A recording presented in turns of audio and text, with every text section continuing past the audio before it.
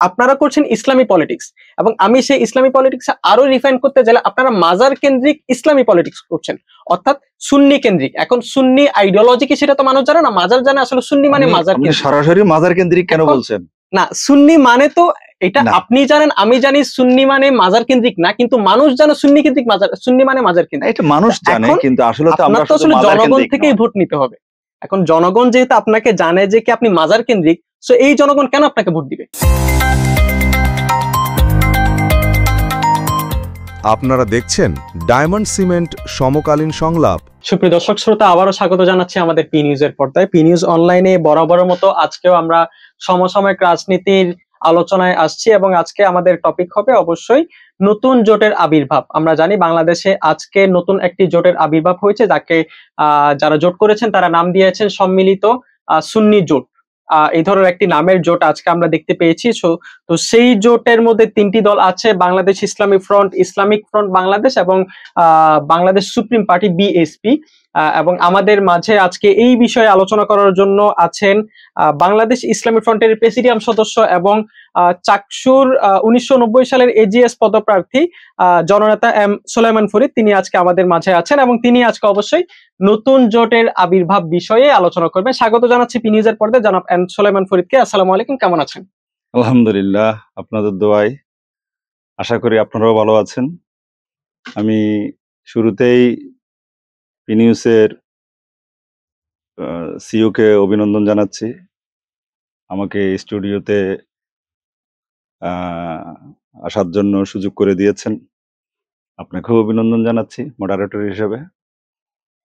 আর আমাকে যারা শুনছেন সবার প্রতি আমার অভিনন্দন। আসসালামু আলাইকুম ওয়া রাহমাতুল্লাহি ওয়া বারাকাতুহু। ওয়ালাইকুম সালাম জনাব এম সুলাইমান ফরিদ, আপনাকেও কৃতজ্ঞতা, আজকে আমাদেরকে এসেছেন, আমাদের ডাইসে এসে সময় দিয়েছেন। আমরা আজকে দুপুর নাগাদ সকল নিউজ মিডিয়ার মাধ্যমে আমরা জানতে পেরেছি আপনাদের দল সহ আরো দুটি দল মিলে, মূলত প্রত্যেকটি দলের সুন্নি মতাদর্শ অর্থাৎ আহলে সুন্নাত ওয়াল জামাতের মতাদর্শ ভিত্তিক দল, তিনটি দল একত্রিত হয়ে আপনারা নতুন জোট করেছেন। এই জোটের ব্যাপারে আসলে বিস্তারিত বলবেন, আপনারা কেন আসলে এই জোটে গিয়েছেন এবং আপনাদের ভবিষ্যৎ পরিকল্পনা কি? ধন্যবাদ আপনাকে, অত্যন্ত সুন্দর প্রশ্ন। আসলে আপনারা জানেন বাংলাদেশে সবচেয়ে অবহেলিত একটি অংশ যারা আহলে সুন্নাত ওয়াল জামাতের অনুসারী। এই বাংলাদেশে ইসলাম এসেছে ওলি আল্লাহদের হাত ধরে, কিন্তু আজকে সে ইসলাম বাংলাদেশে অত্যন্ত নাজুক অবস্থায় রয়েছে। দেওবন্দি এবং লাহোরের দুটো ইসলাম বাংলাদেশে প্রকৃত ইসলামের জায়গায় ওরা প্রতিস্থাপনের চেষ্টা করতেছে। এই কারণে 1980 সালের 21শে জানুয়ারি প্রথমেই বাংলা ইসলামী ছাত্র সেনা গঠিত হয়েছিল। এরপরে রাজনৈতিক প্রয়োজনে আমরা 1990 সালের 21শে ডিসেম্বর বাংলাদেশ ইসলামী ফ্রন্ট গঠন করেছিলাম। আসলে বাংলাদেশ ইসলামী ফ্রন্ট গঠন হওয়ার পর থেকেই আমরা এদেশের সুন্নি জনগণের দৃষ্টি আকর্ষণের রাজনৈতিকভাবে চেষ্টা করেছি। সেক্ষেত্রে আমরা এই কথা নির্দ্বিধায় বলতে পারি আমরা খুব বেশি ফলপ্রসূ হয়নি। তদুপরি আমাদের মধ্যে নানা টানাপোড়েনের কারণে সুন্নি ঘরানায় আরো কয়েকটি রাজনৈতিক দল সৃষ্টি হয়েছে। বিশেষ করে গত 5ই আগস্ট জুলাই আন্দোলনের মাধ্যমে একটি সরকারের পট পরিবর্তন হয়েছে।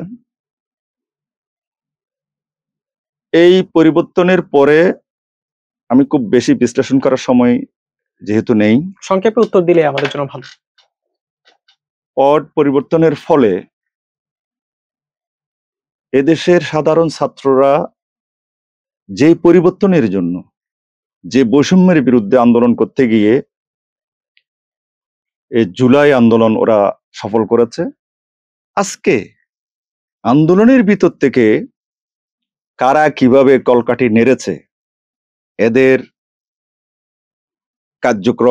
কার্যকলাপ বর্তমান অন্তর্বর্তী সরকারের কার্যকলাপ মিলে আমরা আশা করেছিলাম জুলাই আন্দোলনে বাংলাদেশ 1971 সালে স্বাধীন হয়েছে, কিন্তু প্রকৃত অর্থে দেশের মানুষ কখনো গণতন্ত্রের স্বাদ পায়নি।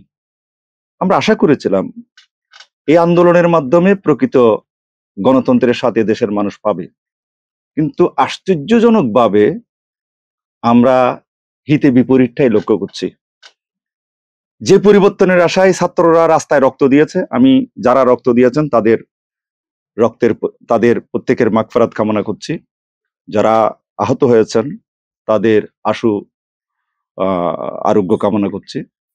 কিন্তু এই আন্দোলন এই পর্যায়ে এসে সংস্কার না নির্বাচন, এই দুইটা প্রশ্নে এমন একটি জায়গায় ঝুলে গেছে যেখান থেকে খুব সহজে বের হতে পারবে বলে আমি এই মুহূর্তে বিশ্বাস করতে পারছি না।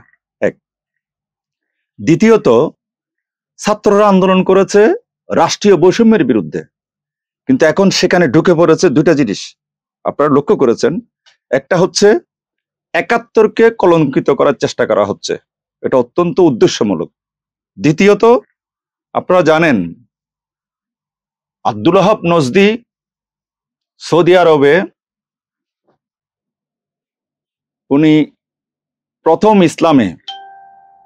বিতর্ক সৃষ্টি করেছেন, ইসলামকে বিভক্ত করেছেন ওনার মন গড়া মতবাদের মাধ্যমে, কিছু নীতির মাধ্যমে, যেটা প্রতিষ্ঠা করতে গিয়ে ওনারা সৌদি আরবে এর আগের ইসলামের প্রকৃত বনেদি ঐতিহ্যগুলোর উপর বুলডোজার সারিয়ে ধ্বংস করে দেওয়া হয়েছে। ঠিক একইভাবে জুলাই আন্দোলনের পরে একটা গোষ্ঠী অত্যন্ত পরিকল্পিতভাবে যে অলি আল্লাহর মাধ্যমে বাংলাদেশ ইসলাম আমরা পেয়েছি তাদের মাজারগুলো ঘুরিয়ে দেওয়া হয়েছে। এই কারণে আমরা সুন্নি কমিউনিটিতে একটা অস্থিরতা আমরা দেখেছি। পাশাপাশি তাদের মধ্যে আমাদের যে আহলে সুন্নাত ওয়াল জামাতের মধ্যে যে বিভক্তি বিরাজমান ছিল, এই বিভক্তির বিরুদ্ধে ওদের একটা রুট পর্যায়ে থেকে একটা জোরালো দাবি আমরা দেখেছি।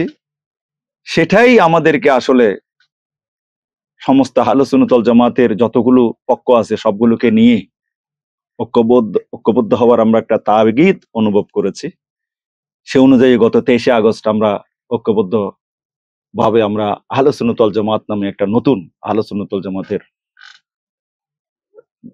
সংগঠন করেছি, যেটার চেয়ারম্যান শাইখুল ইসলাম আল্লামা কাজী মঈনুদ্দিন আশরাফি, মহাসচিব ঢাকা ইউনিভার্সিটির আরবি বিভাগের অধ্যাপক ডক্টর শাহ আলম আল মারুফ, এদের নেতৃত্বে এই কমিটিটা করা হয়েছে।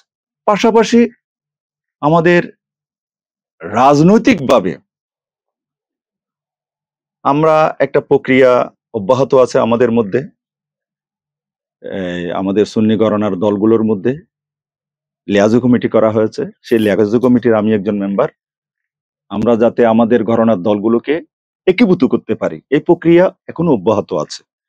কিন্তু আগামী নির্বাচন যেহেতু ফেব্রুয়ারিতে, সরকার তো বলা যায় না, এটা অন্তর্বর্তী সরকার, যে কোনো টাইমে যে কোনো কিছু হতে পারে। একটা নির্বাচনের রোডম্যাপ দিয়েছেন, আগামী ফেব্রুয়ারি 2026-এর মধ্যে নির্বাচন হতে পারে।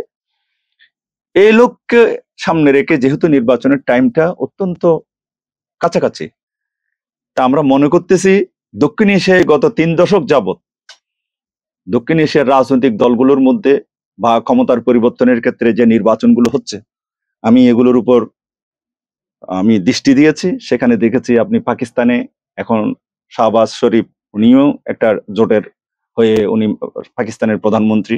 বর্তমানে ভারতের প্রধানমন্ত্রী মোদি, উনি এনডিএর প্রার্থী হয়ে এখন ভারতের প্রধানমন্ত্রী। এদিকে শ্রীলঙ্কার বর্তমান প্রেসিডেন্ট, উনিও একটা জোটের পক্ষ থেকে নির্বাচন করে জয়ী হয়ে উনি শ্রীলঙ্কার রাষ্ট্রপতি। একইভাবে বাংলাদেশে আপনি লক্ষ্য করবেন 84 সাল থেকে, এরশাদের সময়ে 84 সাল থেকে জোটের আন্দোলন শুরু হয়েছে। সেখানে 84 সালে প্রথম 15 দল একদিকে, 7 দল আরেকদিকে। এই 15 এবং 7 দলীয় জোটের মাধ্যমে এরশাদ বিরোধী আন্দোলন হয়েছে। এরশাদ বিরোধী আন্দোলনের মাধ্যমে 1991 সালে প্রথম তত্ত্বাবধায়ক সরকারের অধীনে নির্বাচন হয়। এরপরে 96, 2001, 2008, 2014, 2018, 2024 প্রত্যেকটি নির্বাচনে আপনারা দেখবেন জোটগতভাবে নির্বাচনগুলো হয়েছে। অতএব বাংলাদেশে নয় শুধু জোটের ধারা আছে। একটা ট্রেন্ড তৈরি হয়ে গেছে। সেক্ষেত্রে আপনারা জোট করেছেন, সোশ্যাল মিডিয়ার মধ্যে দেখেছি যে আপনাদের তৃণমূল যারা কর্মী আছে, তো এই কর্মীদের মধ্যে আসলে একটা দ্বিধা বিভক্তি আমরা লক্ষ্য করেছি যে তারা প্রায় সবাই বলছে তারা আসলে ঐক্য চাই, জোটটা চায় না। এবং এই ধরনের একটা কথাও আমরা আসলে সোশ্যাল মিডিয়ার মাধ্যমে জানতে পারছি যে তারা আসলে এই যে বলছে যারা আমাদের থেকে বের হয়েছে, অর্থাৎ আপনারা 2004 পর্যন্ত, 2002 পর্যন্ত হয়তোবা, যেটা 2004 প্রকাশ্য হয়েছে, আপনারা দুইটা দল এক ছিলেন যদি আমি ভুল না করি। আপনারা ইসলামিক ফ্রন্ট বাংলাদেশ এবং বাংলাদেশ ইসলামিক ফ্রন্ট দুইটা দলই কিন্তু এক ছিল, এক দল থেকে আপনারা দুই দল হয়েছেন। পরবর্তীতে বাংলাদেশ সুপ্রিম পার্টির যিনি প্রধান, তিনিও আপনাদের ইয়া থেকে 2017-18 দিকে তিনিও ইলেকশন করেছিলেন আপনাদের মোমবাতি প্রতীক নিয়ে। পরবর্তীতে তিনি বের হয়ে তিনি আবার আরেকটা দল গঠন করে তিনিও ইলেকশন করেছেন সুপ্রিম পার্টির মাধ্যমে। তো এই যে আপনারা একদল থেকে আসলে তিনটা দল বের হয়েছে, এখন এই যে একদল থেকে তিনটা দল বের হয়েছে, আবার আপনাদের ভোটের ইকুয়েশনটা যদি আমরা দেখি মাঠের মধ্যে, আপনাদের যারা প্রার্থী রয়েছে তারা কিন্তু জামানত হারিয়েছে, প্রায় প্রত্যেকটা জায়গায় আপনারা জামানত হারিয়েছেন কয়েকটা ব্যতি রেখে। অর্থাৎ আপনারা 20 জন আপনারা প্রার্থী দিলে সেখানের মধ্যে দেখা যাচ্ছে 2 জন বাদে বাকি 18 জন জামানত হারাচ্ছে। এবং এই সিনারিওটা শুধুমাত্র বাংলাদেশ ইসলামিক ফ্রন্ট কিংবা ইসলামিক ফ্রন্ট বাংলাদেশ কিংবা বিএসপির ক্ষেত্রে সত্য না, এটা প্রত্যেকটা দলের ক্ষেত্রে সত্য। 3-0 = 0। এই ব্যাপারে আপনি আসলে কি বলবেন যে আপনাদের এই জোট কতটা ফলপ্রসূ হবে? শুধুমাত্র আপনারা 300 আসনে প্রার্থী দিলেই কি আপনারা একটা প্রভাব বিস্তার করতে পারবেন, নাকি আসলে ভোটেও আপনাদের এই জোটের প্রভাবটা পড়বে? অত্যন্ত সুন্দর প্রশ্ন করেছেন। দেখেন, তৃণমূলের যে দাবি আমরা তিনটা দল এক হওয়া, এক ছিলাম, এটা আমার মনেরও কথা, কিন্তু রাজনৈতিক বাস্তবতা হচ্ছে ভিন্ন। আমরা আসলে 3 দল নয়, আমরা 6 দল এক হলেও এই মুহূর্তে যে ভোটের হিসাব নিকাশ, এখানে একদলীয় ব্যবস্থাটা ধ্বংস হয়ে গেছে। দক্ষিণ এশিয়ার রাজনীতিতে সেটা এখন আর বহাল নাই। এ কারণে আপনি দেখবেন আগামী নির্বাচনে আমাদের ঘরানা জোটটা বাদ দিলে আপনি 2টা জোট দেখবেন। একটা তো বেনিশ হয়ে গেছে, একটা হচ্ছে জাতীয়তাবাদী জোট, আর একটা হচ্ছে ইসলামী জোট। আপনি দেখেন, আমার এজাম্পশন ভুল হতে পারে, আগামী নির্বাচনে আমি যেটা মনে করি 35% সুইং ভোট আছে মুসলমানদের বা ইসলামী, যারা ইসলামকে ভালোবেসে যারা ভোট দেবেন, সেরকম 35% সুইং ভোট। এই ভোটগুলো সবসময় পেয়েছে আমাদের প্রতিপক্ষ, যাদেরকে আমরা বাতিল আকীদার বলে সবসময় বলে আসছি, আমি দলের নামগুলো নিচ্ছি না, এরাই এই ভোটগুলোর সবসময় বেনিফিশিয়ারি হয়েছে। আমাদের জোট গড়ার পেছনে সুদূর প্রসারী লক্ষ্য হচ্ছে, আমরা যদি এই জোটের মাধ্যমে এই সুইং ভোটের ভিতরে যদি আমরা একটা ভাগ যদি আমরা বসাইতে পারি, আমাদের আগামীর রাজনৈতিক অবস্থান। সুইং ভোট গুলো আপনাদেরকে কেন ভোট দিবে? আপনি বলছেন যে সুইং ভোট আমরা দেখতে পেয়েছি গত ইয়াতে কিন্তু 2-3 ইলেকশনে জামাতও আসলে প্রার্থিতা করে নাই, তারাও ভোট অংশগ্রহণ করে নাই প্রত্যক্ষভাবে। আবার ইসলামী আন্দোলন যারা আছে তারাও আসলে ঠিক আপনাদের মতোই দেখা গেছে 300 আসনেও তারা একসময় প্রার্থী দিয়েছে, কিন্তু তাদেরও মেজরিটি পার্সেন্ট আসলে জামানত বাজেয়াপ্ত হয়েছে। খেলাফত মজলিসের অবস্থা দেখলাম, তাও আসলে একই কথা। এখন আপনি যে সুইং ভোটের কথা বলছেন, আসলে আমি ধরে নিলাম তর্কের খাতিরে যে আওয়ামী লীগের ভোটটাই আসলে সুইং ভোট। এখন এই আওয়ামী লীগের প্রার্থীরা তো আওয়ামী লীগের যারা ভোট দিচ্ছে তারা সবাই সেকুলার মানসিকতা। এখন আপনারা করছেন ইসলামী পলিটিক্স, এবং আমি সেই ইসলামী পলিটিক্স আরো রিফাইন করতে গেলে আপনারা মাজার কেন্দ্রিক ইসলামী পলিটিক্স করছেন, অর্থাৎ সুন্নি কেন্দ্রিক। এখন সুন্নি আইডিওলজি কি সেটা তো মানুষ জানে না, মাজার জানে। আসলে সুন্নি মানে মাজার কেন্দ্রিক। সরাসরি মাজার কেন্দ্রিক কেন বলছেন? না, সুন্নি মানে তো এটা আপনি জানেন, আমি জানি সুন্নি মানে মাজার কেন্দ্রিক না, কিন্তু মানুষ জানে সুন্নি কেন্দ্রিক মাজার, সুন্নি মানে মাজার কেন্দ্রিক, এটা মানুষ জানে, কিন্তু আসলে তো আমরা আসলে জনগণ থেকেই ভোট নিতে হবে। এখন জনগণ যেহেতু আপনাকে জানে যে কি আপনি মাজার কেন্দ্রিক, সো এই জনগণ কেন আপনাকে ভোট দিবে? আমি বলি, এখানে ঘটনাটা হচ্ছে আমাদের সুন্নি রাজনৈতিক দলগুলোর দেশব্যাপী সে ধরনের অবস্থান না থাকার কারণে, কারণ আমাদের তো আসলে রাজনৈতিক দলগুলো গঠিত হয়েছে 90 এর পরে, হুম হুম যার কারণে সাধারণ মাস পিপলের কাছে সুন্নি দলগুলোর ব্যাপারে সেরকম খুব একটা ধারণা নেই। সেটা আমাদের রাজনৈতিক অ্যাড্রেসিং এর ক্ষেত্রে আমাদের হয়তো ধরে নিতে পারি দুর্বলতা ছিল। আসলে যেই ভোটগুলো, আমি সুইং ভোটগুলো বলছি, এখানে আওয়ামী লীগের ভোট না, আওয়ামী লীগের ভোট এগুলো সেকুলার ভোট, এগুলো আমাদেরকে কেন দিবে, হুম প্রশ্নই আসে না। ওইদিকে আমাদের কোনো লক্ষ্য নেই। হুম আমাদের লক্ষ্য হচ্ছে যে 35% মানুষ ইসলামকে ভালোবেসে ভোট দেবে। হুম এখানে তো 35%-এর মধ্যে 60-র উপরে যারা প্রকৃতি ইসলামকে ভালোবাসে সে ধরনের ভোটগুলো রয়েছে। হুম এদের কাছে আমরা বিগত নির্বাচনে আমরা আবেদন সৃষ্টি করতে পারি নাই। আপনি যে কথাটা বললেন, ইসলামী আন্দোলন বা অন্যান্য আদার্স যে রাজনৈতিক দলগুলো, ইসলামী রাজনৈতিক দলগুলো নির্বাচন করেছে, ওরা ভোট পায় নাই। আসলে আপনি যদি দেখেন 2014, 2018, 2024 এই তিনটার নির্বাচন কিন্তু আসলে প্রকৃত অর্থে নির্বাচনই ছিল না। 14 নির্বাচনে 154 জন, হুম মানে বিনা নির্বাচনে ওরা জিতে গেছে। আপনার সরকার গঠনের জন্য দরকার 151টি আসন, তাহলে ওরা 154টি পেয়ে গেছে কোনো নির্বাচন ছাড়াই। ঠিক একইভাবে 2018-তে নির্বাচন হয়েছে দিনের ভোট রাতে। 2024-এরটা তো একেবারেই ফাতানো নির্বাচন। অতএব এই সমস্ত নির্বাচনের প্রতি মানুষের কোনো আগ্রহ ছিল না। হুম হুম।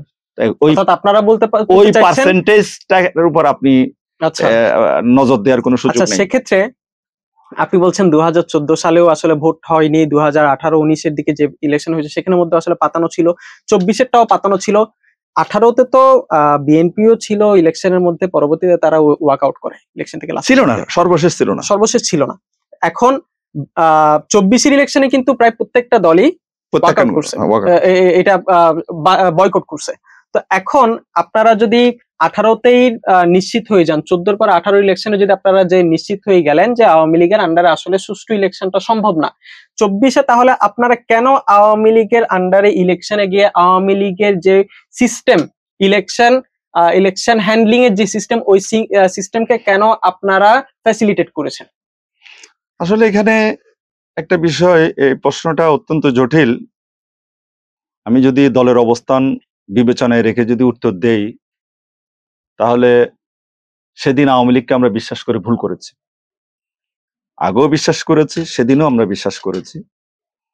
আওয়ামী লীগ 100% ওয়াদা করেছিল, আমাদের যারা এই ইলেকশন ইয়ার সাথে জড়িত ছিল, ওয়াদা করেছিল ওনারা ফেয়ার ইলেকশন করবেন।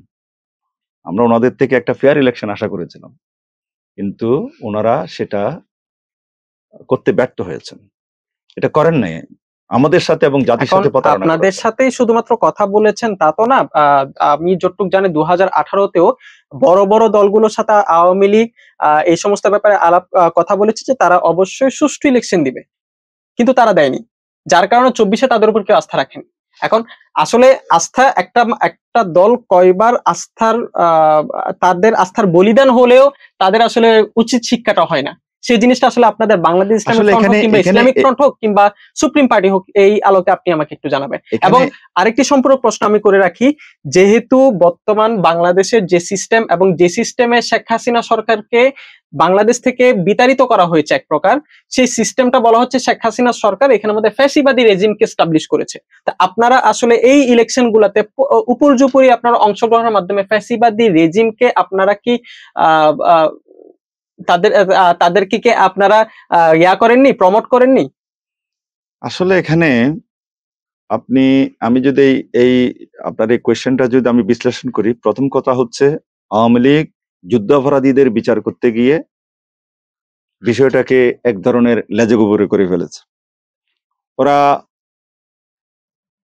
করেছে যুদ্ধাপরাধীদের বিচার, জি, কিন্তু সমাজে সেটা প্রচার হয়েছে ইসলাম যারা করে, ইসলামী রাজনীতি করে, তাদের বিরুদ্ধে আওয়ামী লীগ অবস্থান নিয়েছে, যার কারণে এই যুদ্ধাপরাধীর বিচার করতে গিয়ে আওয়ামী লীগ আসলে আর ইলেকশন ম্যানিপুলেট না করে পারে নাই। কারণ ওরা ধরে নিয়েছে ওরা ক্ষমতা থেকে উৎখাত হলে বাংলাদেশে ওদের রাজনীতির আর কি থাকবে না, অবশিষ্ট থাকবে না। তো যাই হোক, সে কারণে আওয়ামী লীগ বারবারই একই কাজ, নির্বাচন নিয়ে একই ধরনের ইলেকশন করেছে। আমরা এখানে আমাদের ঘরানার রাজনৈতিক দলগুলো আসলে বরাবরই মনে করেছে আমরা যদি রাজনৈতিক কোনো, যেহেতু আমাদের সাংগঠনিক শক্তিটা বলার জায়গা পর্যন্ত আমরা হয়তো অর্জন করতে পারি নাই, নিয়ে যেতে পারি নাই, আমরা মনে করেছি যেভাবে বিএনপির সাথে জোট করে, বিএনপির সাথে থেকে জামাত একটা ওরা রাজনৈতিকভাবে কিন্তু ৭১-এ মুক্তিযুদ্ধের বিপক্ষে ছিল। মুক্তিযুদ্ধের বিপক্ষে থাকা সত্ত্বেও এবং এদেশের সংখ্যাগরিষ্ঠ সুন্নি জনগণের রায়ে জামাত ইসলামী একটা মানে বিকৃত ইসলামের অনুসারী। এ কারণে এরপরও ওরা কিন্তু রাজনৈতিকভাবে বিএনপির সাথে থেকে রাজনৈতিকভাবে ওরা রাইজ করেছে। একদিকে যুদ্ধাপরাধী, আরেকদিকে যারা প্রকৃত ইসলামের দাবিদার, তাদের বক্তব্যে ওরা ইসলাম বিকৃতকারী। এই দুটো প্রশ্নের সামনে মোকাবেলা করে ওরা কিন্তু একটা বড় দল, বৃহত্তর দলের সাথে থেকে ওরা রাইজ করেছে। আমাদের হয়তো আমাদের ঘরানার রাজনৈতিক নেতৃবৃন্দের মধ্যে এই ধরনের একটা হয়তো থাকতে পারে, আমরা যদি এই আওয়ামী লীগের সাথে যদি আমরা থাকি, কারণ আওয়ামী লীগের সাথে তো আর জামাত থাকতে পারবে না, যেহেতু ওরা যুদ্ধাপরাধী হিসেবে ওদের বিচার করছে।